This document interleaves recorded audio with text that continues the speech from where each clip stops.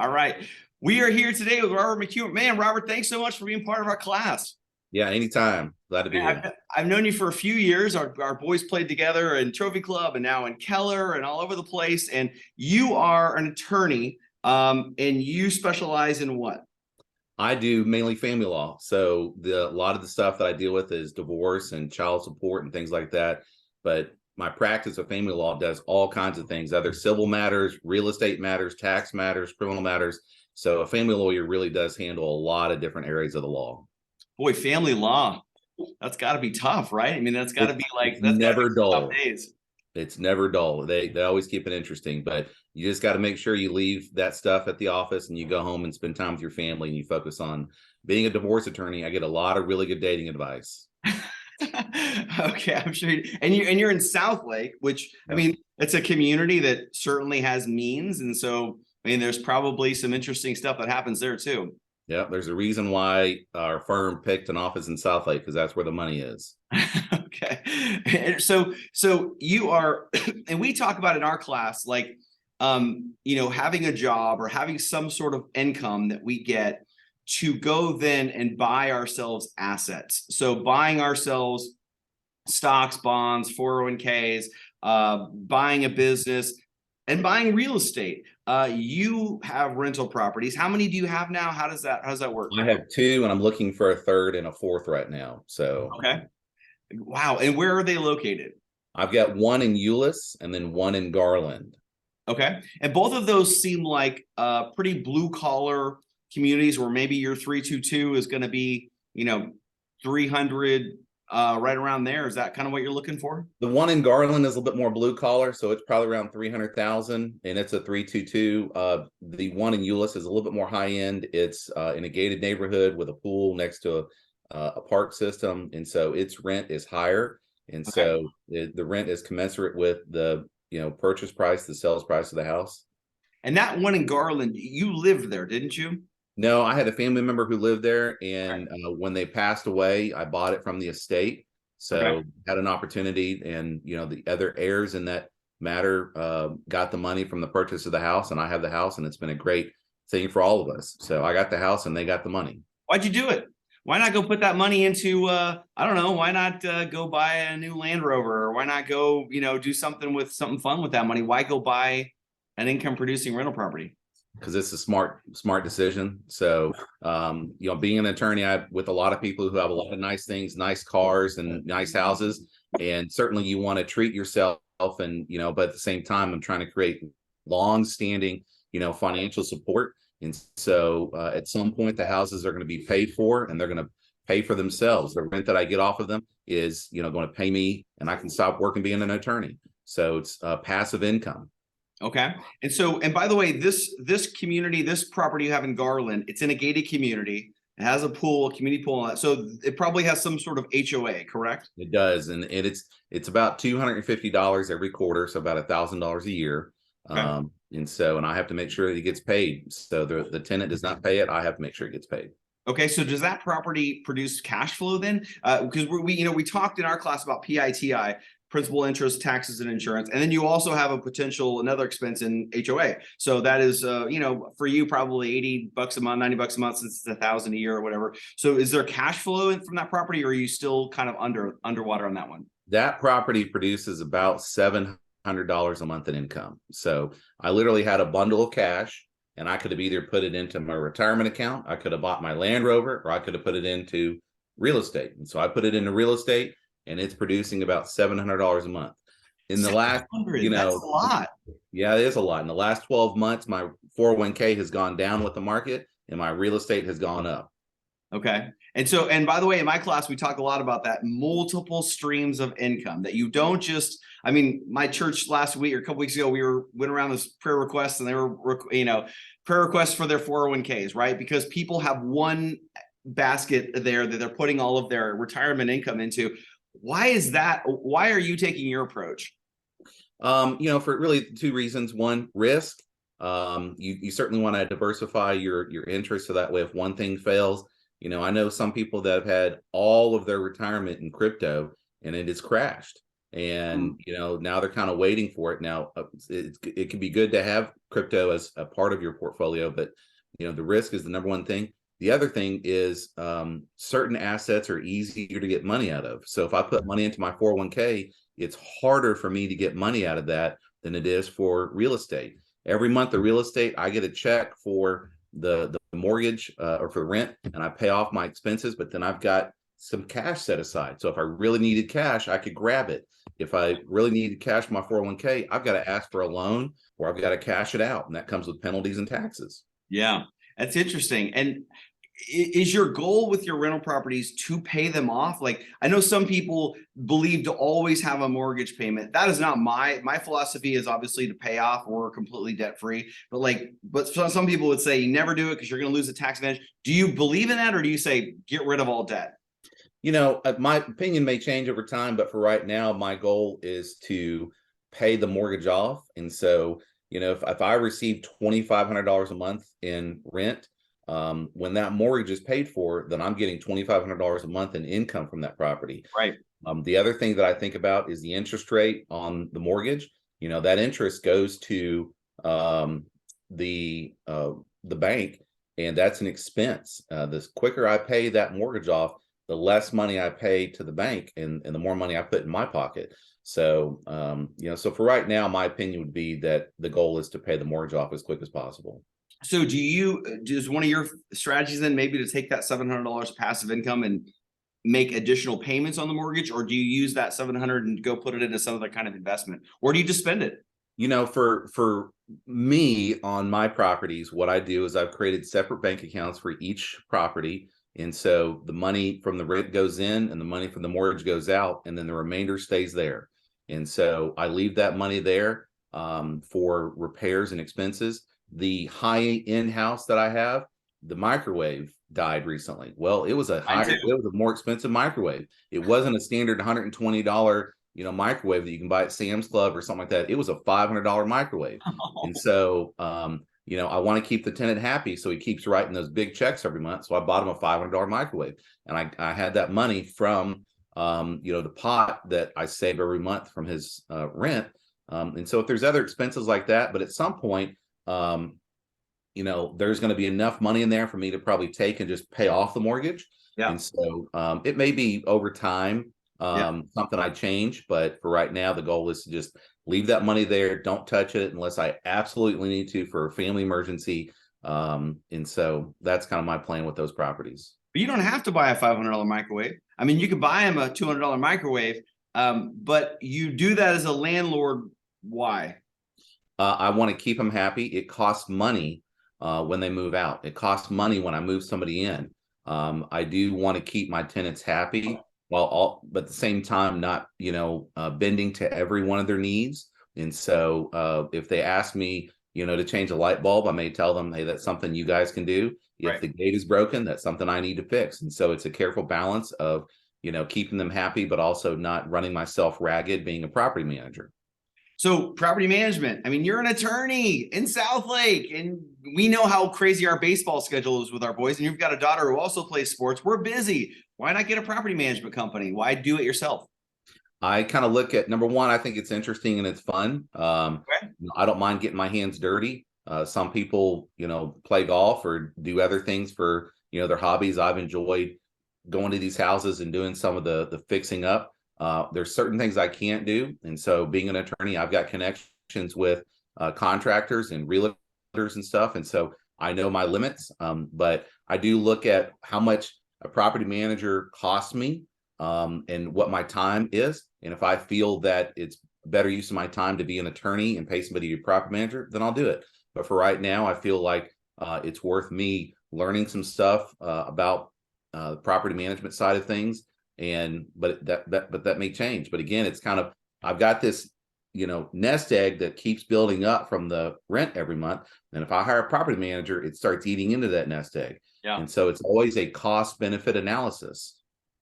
And it's interesting because here you have a property that is an asset and you're paying the mortgage off, but you're not paying it off.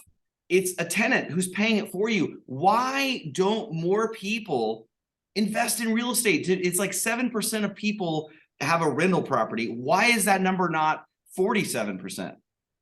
I think the biggest thing, and unfortunately, it's that old adage, the rich get richer. It's difficult to make that initial investment on real estate. You've got to have a certain amount to put down, and you'll learn more about that as you get into the different types of mortgages and the different programs. The house that I live in has a 3.2% interest rate. The rental properties have a higher interest rate of 4.5%, and that's just by nature of them being, commercial, and so the banks charge a higher interest rate, and so it just depends on the people who have money to put down. I also think a lot of people, just would rather probably buy Range Rovers. People look at society and watch TV and see commercials and baseball stars with cars and high-end watches and trips, and they say that's what I want. And so some of the things that I did when I was coming out of high school is I read books like Rich Dad Poor Dad or The Millionaire Mind, and so The Millionaire Next Door. Those are all things that changed the way that I thought about it. And I'm 42. I think to myself, if I spend $1 today, that's $10 I can't have when I'm in retirement.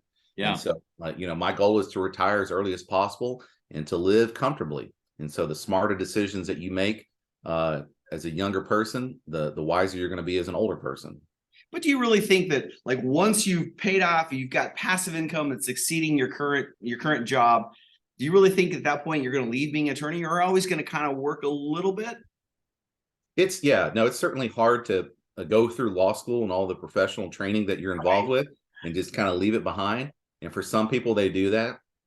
Just like with my investments, I actually diversify my practice. So for example, what we're doing now via Zoom, I actually do a lot with people in what's called mediation, where I sit between two rooms electronically and try to, help people solve their problems. So my job is really two parts. It's about 80% going to court and being in front of judges and representing one person, and 20% being a mediator. And that often allows me to sit at home and work with two people and just electronically go between rooms. I would, at some point in my future, I'm going to do mediation probably 100%, and it's not going to be 5 days a week. It may be 2 days a week. Yeah. I'll have a stream of income from my investments, and I'll have a stream of income from my 2 days a week, and I'll take the other rest of the days off. And so it's a careful, again, kind of a diversification of my time and my income. Yeah. I love teaching, but boy, if they let me go part-time here, I would do it in a heart. I mean, I love it, but it's full-time employment is hard, and you're tired. And we know those Saturday, Sunday tournaments, we're just exhausted on Mondays, and it is what it is. All right, let's go into some terms here.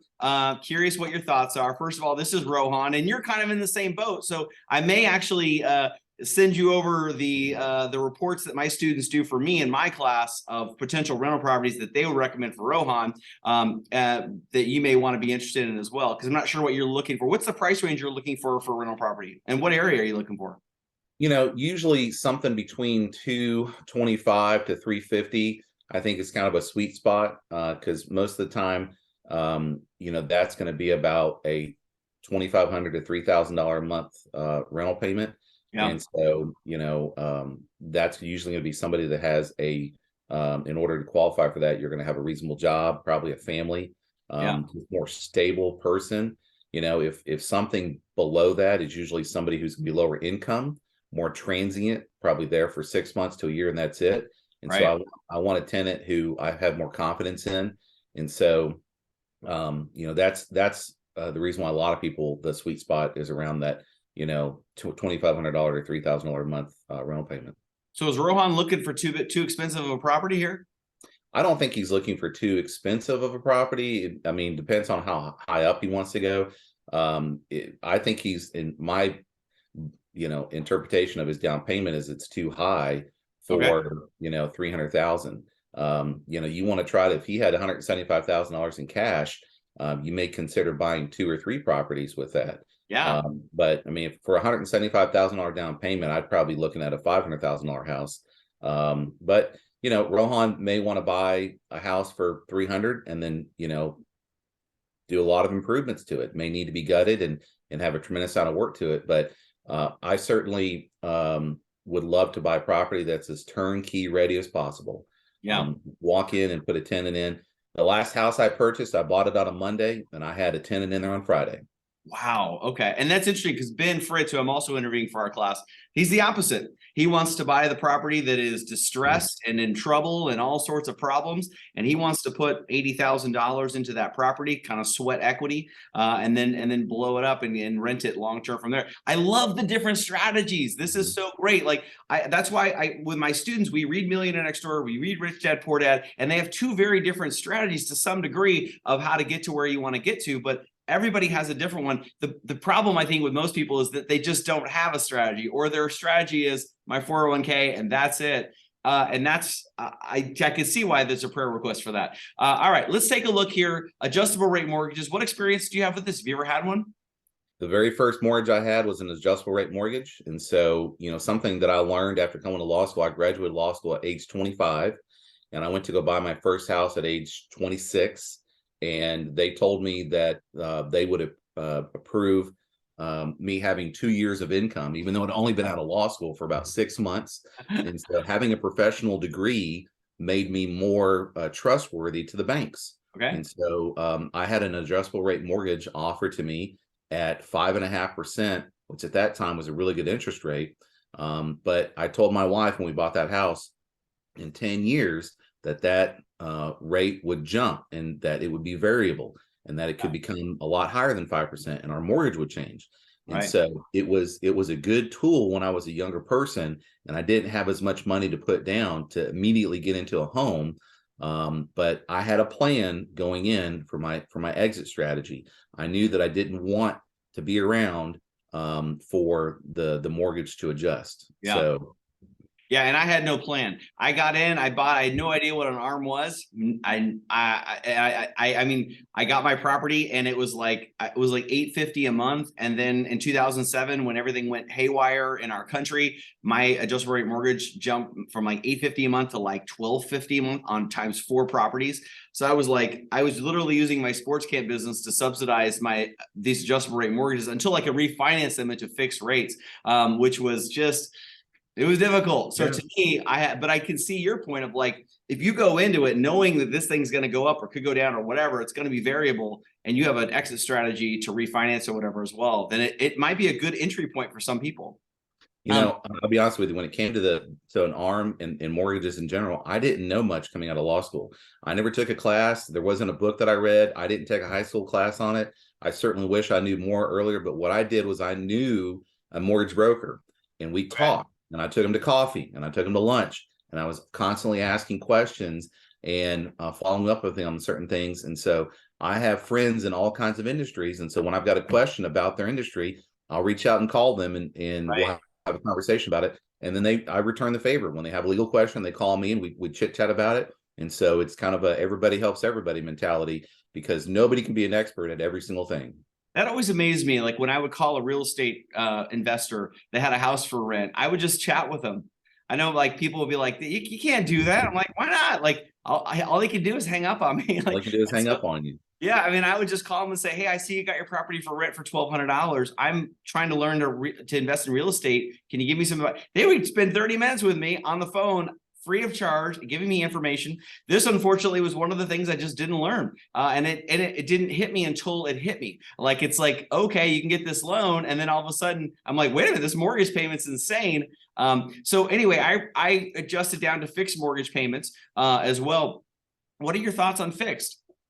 I think that fixed are great. I mean, if you're going to run a race with hurdles, you want the lowest hurdle possible.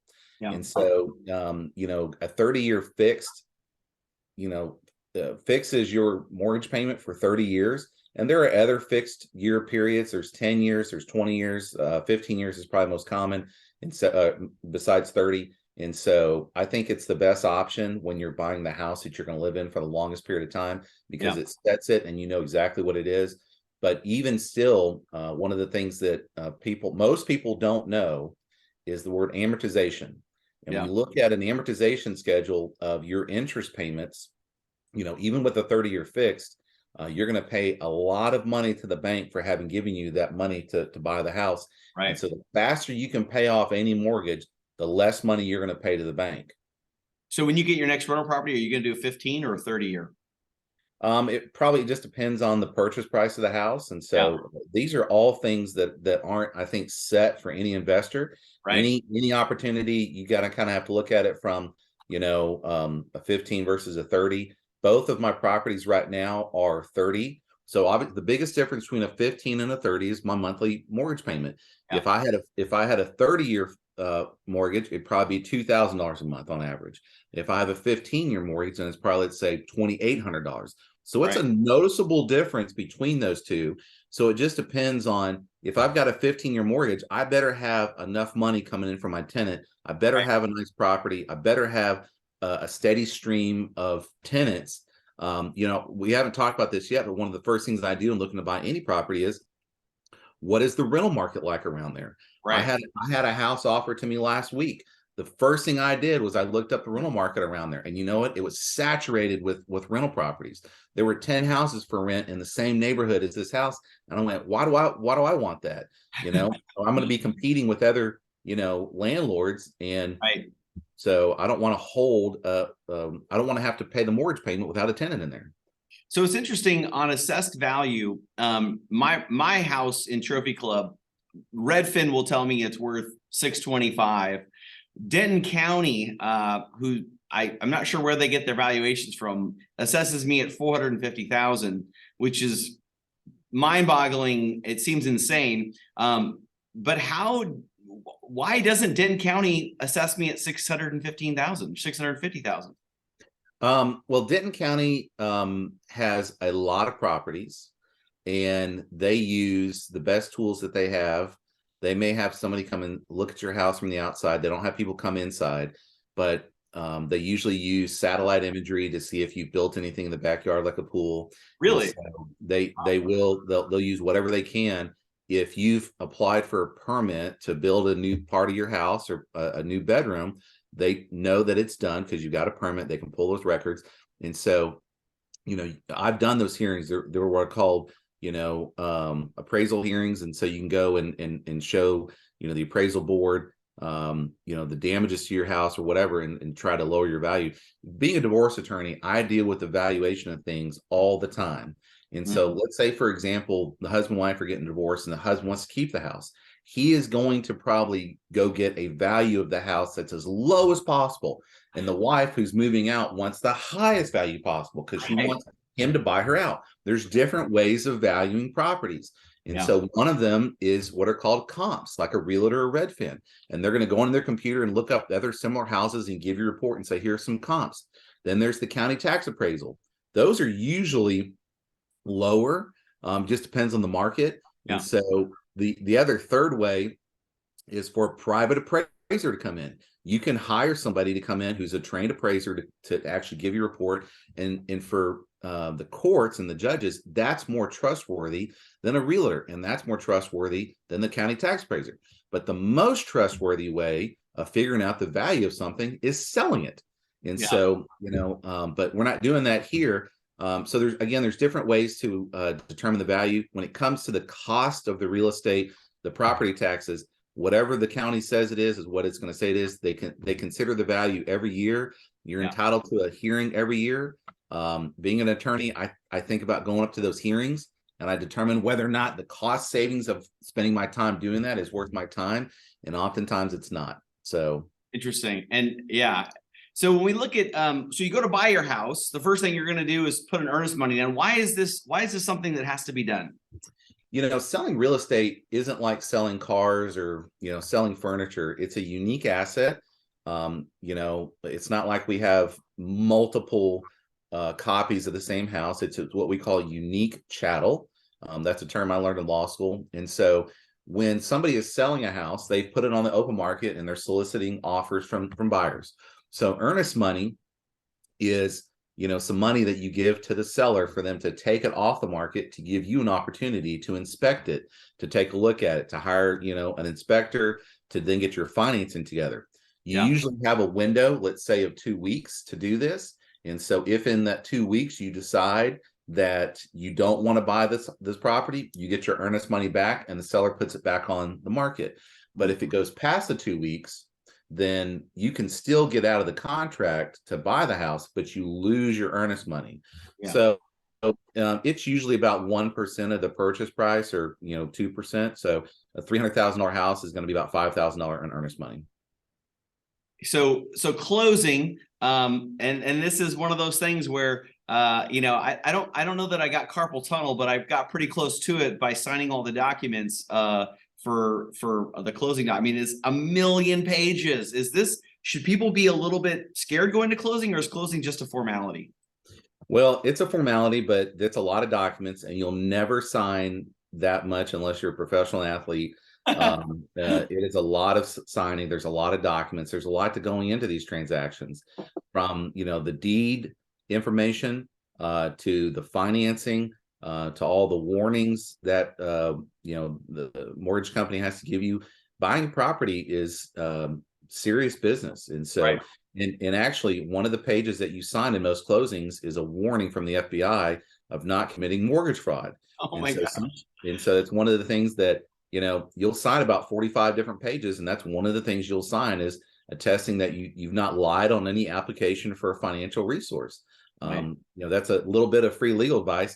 When you go get a credit card or a mortgage or anything like that, don't lie about your income, because it's a crime. And so that's one of the documents that you sign in closing. Boy, and that seems strange, because I think a lot of people were lying in the early 2000s with the ninja loans and all of that stuff that were happening. That's wild. Okay, so ROI, return on investment, and we just got a couple minutes here. But I think what you were talking about earlier regarding Rohan, that Rohan should get a couple different properties, because if he does that, then his ROI will go up. What does that mean? So return on investment is looking at what you're getting from your money every month. And so Rohan, I think, had $200,000 to invest. And so let's say Rohan puts all that $200,000 on one property, and he nets $800 a month. Or he can take $200,000 and buy 3 properties, and he can have 800 times 3, $2,400 a month. And so his return on investment can be higher if he buys 3 properties as opposed to 1 property. Right. Yeah, for sure. All right, let's look at this last term here. Private mortgage insurance. And by the way, this is like the boogeyman, it felt like, to some degree, with a lot of people. If you don't put 20% down, you have to pay this mortgage payment or this insurance payment, which really, I guess it's tax deductible, is maybe the only positive thing about it. But really, like, you're basically paying an interest payment or an insurance payment to say, I guarantee that I'm going to pay my mortgage, because under 20% and you're a higher risk. Do I have that right? You have that exactly right. And I would call it a lot worse than the boogeyman. I hate PMI. I hate PMI. I hate PMI. And so one of the things that was kind of unique in the last few years with the increase in value of homes in Texas, especially, is people were able to go back and refinance their mortgages and get rid of their PMI. Right. They didn't put any more money down, but the value of their home went up. And so therefore, then they had 20% of equity in their homes. And so some people were able to refinance and get PMI knocked off. PMI, just like an adjustable rate mortgage, it's something that if you're going to do it, it needs to be something you're well aware of. The first property that I ever bought, I didn't have 20% down. I had 10%. So I actually did 2 separate mortgages, a first and a second, and one was at 10% and one was at 5%. Excuse me, I put 5% down. And so that's the way that I avoided PMI. Again, I did not know about those opportunities without talking to a mortgage broker, right? And giving them my information and what I liked about the loan and what I didn't like about the loan. Right. When you go actually purchase a property, one of the things you ask for is what's called a good faith estimate, a GFE. And your mortgage broker can give you different types of mortgages, and they can say, here's a loan with PMI, here's a loan without PMI, and you can look at what the interest rate's going to be, what the down payment's going to have to be, what the monthly mortgage payment's going to be, and you can pick for yourself what's best for you. Rob, man, you have been fantastic. Thanks so much for all of your information, all these resources. I really appreciate it. You're very welcome. You guys, good luck, okay?